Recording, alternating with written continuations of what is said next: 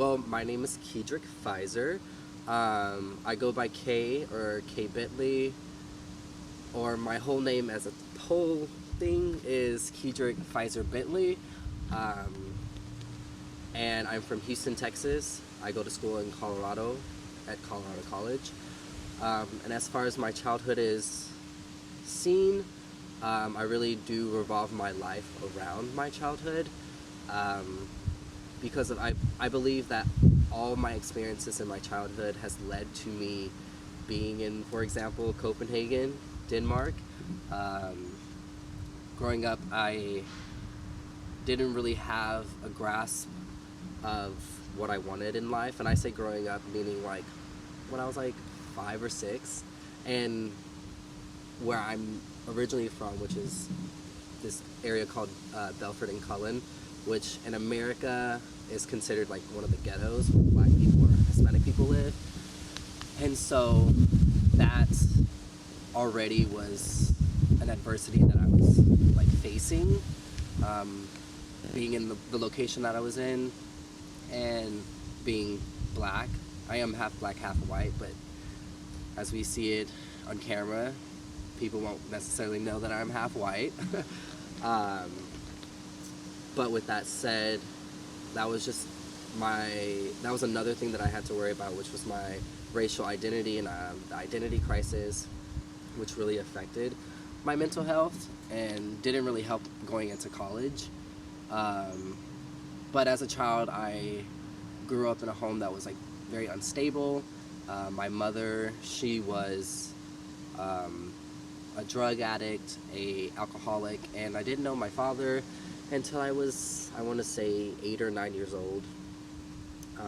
And my mother, who is the white one, I didn't know why she looked different than me. I was like, oh, my skin is special. I'm a special person because, well, I don't look like my mom. Only to find out later that my dad was Black. And then that opened up a whole new world for me. Because then I just got really confused. And so with this unstable lifestyle and not knowing who I am as a person and what I identify as, really took a anchor and threw it at the bottom of the ocean, because I was like, I don't know what to think about myself. I don't know who I am. And so I started to get really in this depressive stage. And then it didn't really help when my mom would drink and she would get very abusive. And so I really had to hone in my feelings and really push down all of my thoughts and whatnot. And so there reached a certain time when I turned 15 years old. I was like, I want to I want to be emancipated, basically, which in America, being emancipated meaning you can separate yourself from your parent and become your own independent. And so I was like, I think this is a good idea. I'll do this, only to not realize that you have to be 16. And so there was this amazing person, Blair Bentley, who I did a summer program with her at her organization, and she helped me through this process with CPS, Child Protective Services, and she was like, you don't have to get emancipated, I won't let that happen, I'll adopt you. And so between those two stages of trying to figure out what my life was going to be and who I wanted to become, my mental health did get better, but I became more insecure about myself, because my biological mother, she would say, you're just a snobby brat and all these things, because I wanted to better myself. And so I didn't know really if I genuinely loved the people that I loved and if what I was doing was right for me. So eventually I ended up getting adopted, and then my life really took off. I was exposed to a lot more things like art museums, different types of food, my love for cooking, and then I did a 2-week backpacking trip in Yosemite. And to me, as a child who comes from the ghetto, I was like, wow, this is very amazing. And a lot of people where I come from, they don't really get to experience this.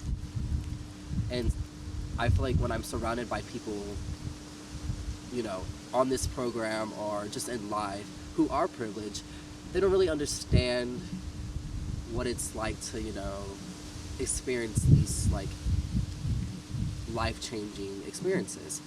And I think that's why I'm very much so attracted to international travel.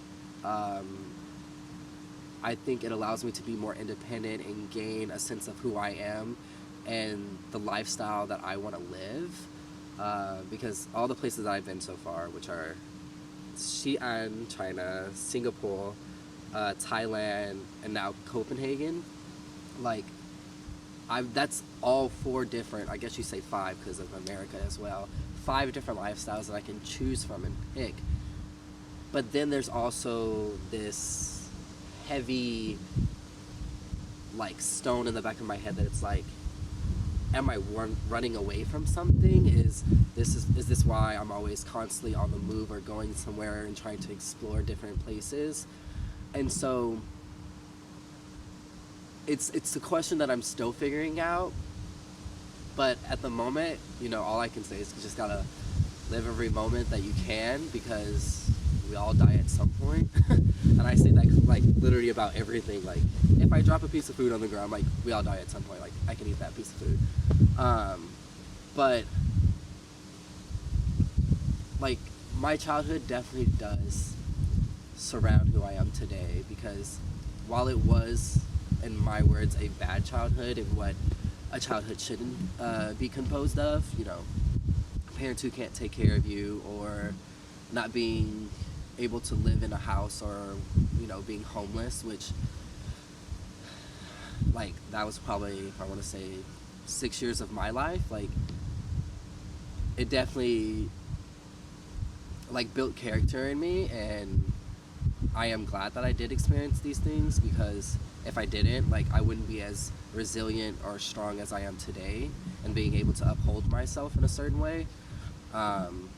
But it also has caused some internal problems, issues, which, you know, that's why you go see a therapist. Therapy is key for everyone. No matter who you are, you can be the Obamas and still need therapy. But yeah, I think that's, yeah. Yeah. Anything else? No, I think that's perfect. Perfect. Yeah.